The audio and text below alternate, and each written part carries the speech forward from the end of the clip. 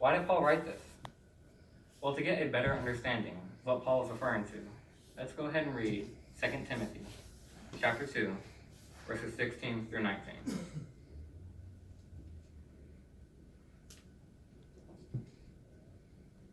And it reads, "But reject empty speeches that violate what is holy, for they will lead to more and more ungodliness, and their word will spread like gangrene.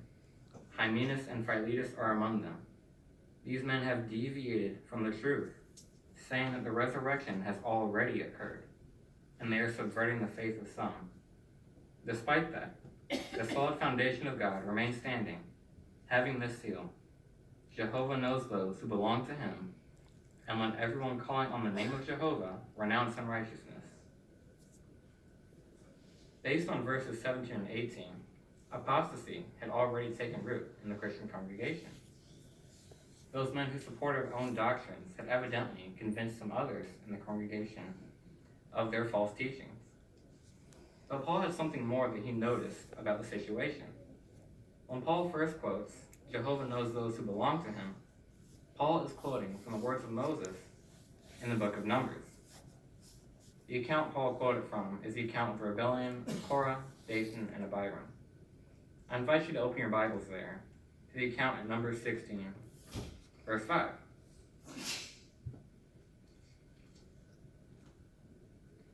And it reads, "Then he said to Korah and to all his supporters, 'In the morning Jehovah will make known who belongs to him, and who is holy, and who should approach him.'" Verse 5 is where Paul quoted Moses, from an account that seems to almost parallel with what Paul had written to Timothy. In this account of Korah, Dathan, and Abiram, Korah had risen up supporters for his argument, and in the end, well, they eventually died for their rebellion.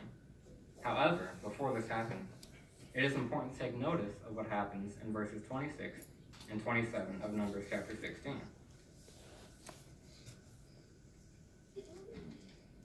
And it reads, "He told the assembly, 'Move away, please, from the tents of these wicked men, and do not touch anything that belongs to them, so that you may not be swept away in all their sin.' They immediately moved away from the tents of Korah, Dathan, and Abiram, from every side. And Dathan and Abiram came out, taking their stand at the entrance of their tents, together with their wives, their sons, and their little children." In verse 26, Moses tells the people to move away from the tents of Korah, Dathan, and Abiram. Now, this was a very simple command. However, it separated the faithful Israelites from the unfaithful rebels.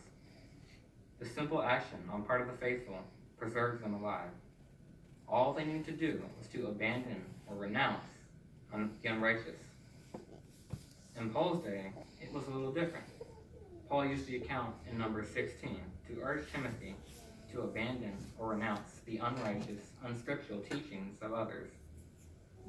Likewise, today, not completely separating ourselves could very well mean our spiritual downfall. As we read earlier in 2 Timothy chapter 2, verse 18, some Christians have been misled to believe apostate teachings. Today, though, we may still be confronted with these apostate teachings in everyday life, and maybe on clothing.